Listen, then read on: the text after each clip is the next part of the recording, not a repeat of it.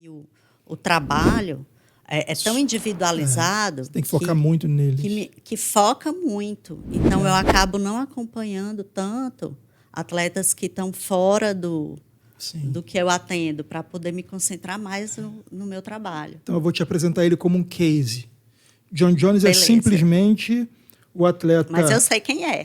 Então, ele fisicamente nasceu para fazer o que faz. Tem uma genética desenhada por Deus para bater em alguém. Sim. Você entendeu?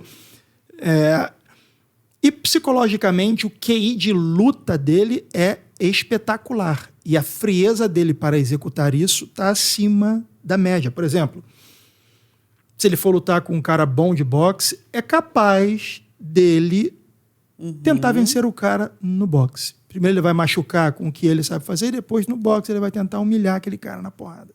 Sim, ele é estratégico. Ele é muito estratégico. Ele é muito estratégico e ele se desafia.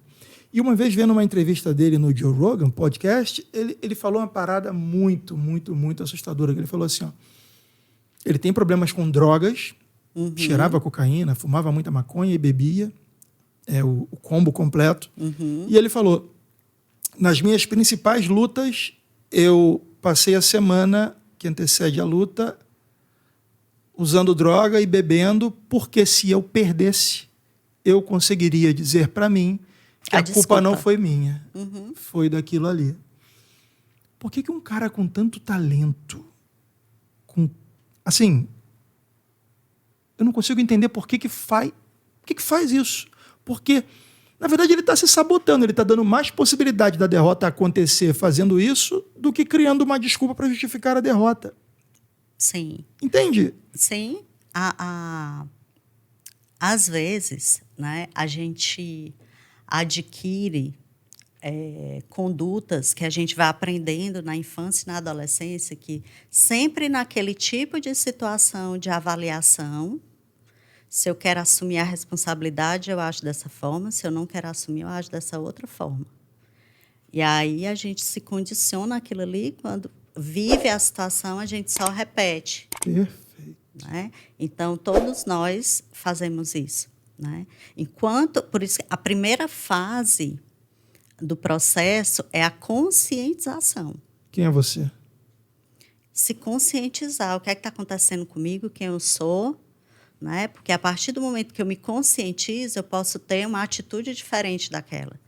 Se eu sei que eu estou fazendo aquilo, se eu estou me sabotando e não consigo parar de fazer isso, eu continuo me sabotando, né? Por que eu não consigo parar? A gente precisa ir lá na causa, né? Para poder tratar aquela causa ali, né? Quando são, né, questões muito profundas, né, tratamento longo, aí o que é que a gente faz? A psicologia do esporte, ela se divide na psicologia educacional, que é a parte de preparação psicológica, e a psicologia clínica esportiva, que é a parte de tratamento. Né? Então, quando é um caso que precisa realmente de um tratamento paralelo, aí eu já encaminho para um psicólogo clínico, para eu continuar na parte de preparação psicológica e o psicólogo clínico tratar aquilo ali. Ah, muito bom. Entendi. Então, a gente... Tem coisas que vão fugir na parte esportiva e você vai... Mesmo eu sendo psicóloga clínica também, psicoterapeuta. Entendi. Né? Mas não misturar. Perfeito. Né? Então, isso ajuda porque a gente consegue ir caminhando com as duas dificuldades. Né? Entendi. Então, isso acontece. Eu não sei se é o caso dele. Né? Legal, legal. Mas... tudo estava relacionado à infância, né? maioria. A maioria das coisas. A maioria das coisas. A gente porque replica assim, sem nem saber. A gente dificuldades e traumas a gente pode ter a qualquer momento. Sim. Uma situação que a gente não está... Quando é que acontece isso? A situação, muitas vezes, que a gente está preparado para lidar, que a gente não tem a estrutura emocional, os recursos psicológicos, as ferramentas para lidar com aquilo ali. e ter uma saída positiva, e ter uma saída equilibrada. Então, às vezes a gente vai aquilo ali, a gente vai se enrolando e vai afundando naquilo ali. Né? Então, a gente precisa cuidar, né? E se preparar. Então, quanto mais o atleta ele está preparado, mais ele vai conseguir corresponder de uma forma saudável às situações difíceis, às situações frustrantes, às situações onde muitas vezes ele não tem o conhecimento, mas ele tem um discernimento dos valores, que ele vai dizer assim, não, isso aqui está errado.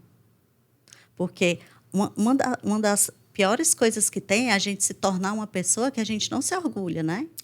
Ter atitudes que a gente condena. Tipo assim, poxa, eu não queria ter falado aquilo para aquele atleta, eu não queria ter na entrevista, ter falado daquele cara ou daquela pessoa, né? Aí a gente se decepcionar com a própria atitude. Você se vê e fala, poxa, porque que feio.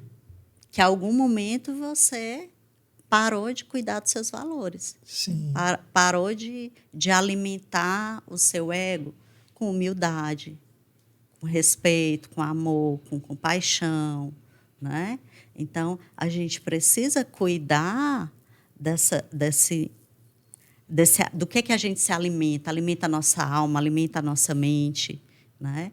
Para que a gente seja coerente com quem a gente quer ser. Sim. Então, muitas vezes, vamos dizer, em situações difíceis, o que é que eu falo para o atleta? Espera aí, vamos ver aqui.